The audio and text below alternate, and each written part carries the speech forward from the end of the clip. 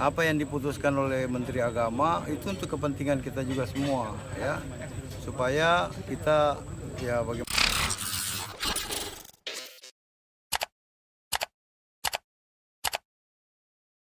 Saya kira kita ambil hikmahnya semua, bahwa dunia belum aman dari COVID-19.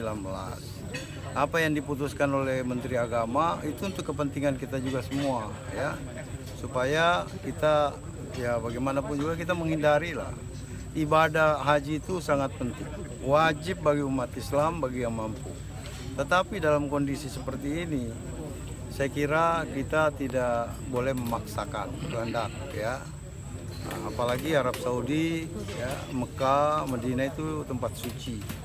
Ya, kita memaklumi bahwa kondisi ini adalah kondisi yang tidak menyenangkan bagi semua. Apalagi yang memang sudah direncanakan harus berangkat. Ya, oleh karena itu kita ambil hikmah dari semua ini, ya.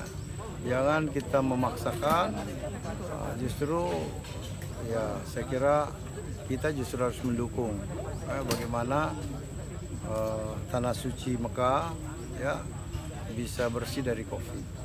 Saya kira itu. Terima kasih, Pak.